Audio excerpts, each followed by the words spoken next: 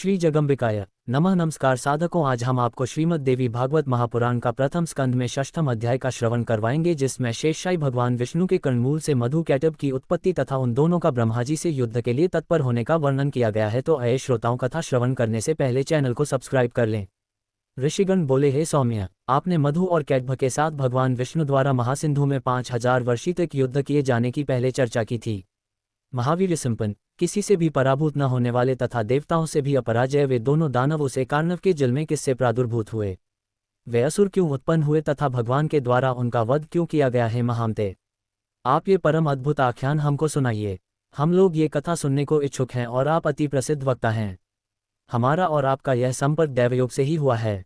मूर्ख के साथ स्थापित किया गया संपर्क विषय से भी अधिक अनिष्टकर होता है और इसके विपरीत विद्वानों का संपर्क पीयूष के तुल्य माना गया है। पशु भी जीवनयापन करते हैं, वे भी आहार ग्रहण करते हैं, मलमूत्रादि का विसर्जन करते हैं और विषयासक्त होकर इंद्रियजन्य सुख की अनुभूति करते हैं, किंतु उनमें अच्छे बुरे का लेशमात्र भी ज्ञान नहीं होता तथा वे मोक्ष की प्राप्ति कराने वाले विवेक से भी रहित होते हैं। अतएव उत्तम बातों को सुनने में जो लोग श्रद्धा भाव नहीं रखते, उन्हें पशुतुल्य ही समझना चाहिए। मृग आदि बहुत से पशु श्रवण सुख का अनुभव करते हैं और कानविहीन सर्प भी ध्वनि सुनकर मुग्ध हो जाते हैं।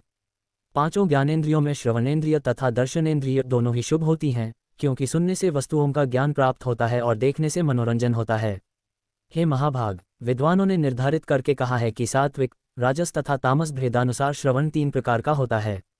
वेद शास्त्रादि का श्रवण सात्विक, साहित्य का श्रवण राजस तथा युद्ध संबंधी बातों एवं दूसरों की निंदा का श्रवण तामस कहा गया है। प्रज्ञावान पंडितों द्वारा सात्विक श्रवण के भी उत्तम, मध्यम तथा अधम ये 3 प्रकार बताए गए हैं। उत्तम श्रवण मोक्ष की प्राप्ति कराने वाला, मध्यम श्रवण स्वर्ग देने वाला तथा अधम श्रवण भोगों की उपलब्धि कराने वाला कहा गया है।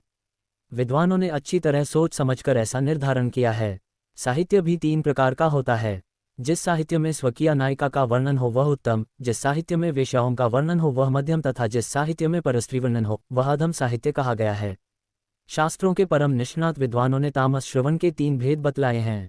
किसी पापाचारी के संहार से संबंधित युद्धवर्णन का श्रवण उत्तम, कौरव पांडवों की विरुद्ध द्वेष के कारण शत्रुता में युद्धवर्णन का श्रवण मध्यम तथा कारण विवाद एवं कलह से हुए युद्ध के वर्णन का श्रवण अधम कहा गया है। हे महामते, इनमें पुराणों के श्रवण की ही प्रधानता मानी गई है, क्योंकि इनके श्रवण से बुद्धि का विकास होता है, पुण्य प्राप्त होता है और समस्त पाप नष्ट हो जाते हैं।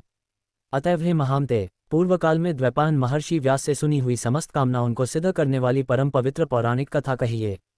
सूत जी बोले, हे महाभाग, इस पृथ्वीलोक में आप लोग धन्य हैं और मैं भी धन्य हूँ, क्योंकि आप लोगों में कथा श्रवण के प्रति और मुझमें कथा वाचन के प्रति विवेक जागृत हुआ है।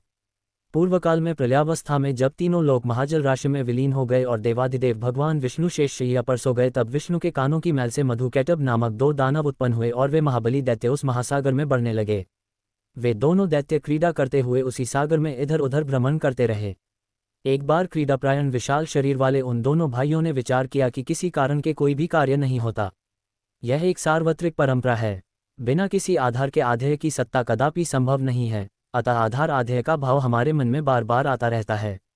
अति विस्तार वाला तथा सुखद ये जल किस आधार पर स्थित है, किसने इसका सृजन किया, ये किस प्रकार उत्पन्न हुआ और इस जल में निमग्न हम लोग कैसे स्थित हैं, हम दोनों कैसे पैदा हुए और किसने हम दोनों को उत्पन्न किया, हमारे माता पिता कौन है, इस बात का भी कोई ज्ञान हम दोनों को नहीं है।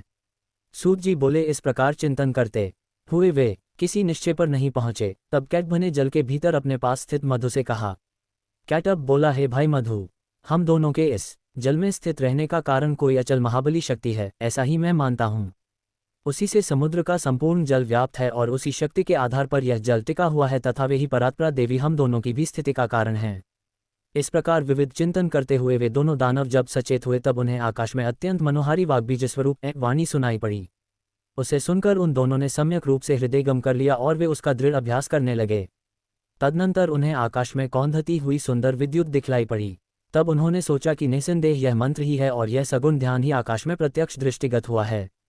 तदनंतर वे दोनों दैत्य आहार का परित्याग कर इंद्रियों को आत्मनियंत्रित करके उसी विद्युत ज्योति में मन केंद्रित किए हुए समाधिस्थ भाव से जप ध्यान करने में लीन हो गए। इस प्रकार उन दोनों ने 1000 वर्षों तक कठोर तपस्या की, जिससे वे परात्परा शक्ति उन दोनों पर अतिशय प्रसन्न हो गईं।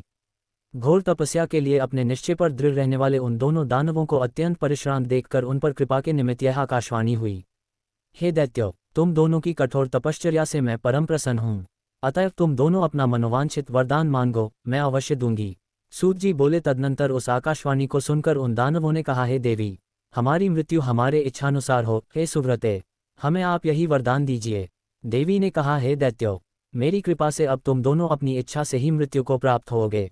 दानव और देवता कोई भी तुम दोनों भाइयों को पराजित नहीं कर सकेंगे, इसमें संदेह नहीं है।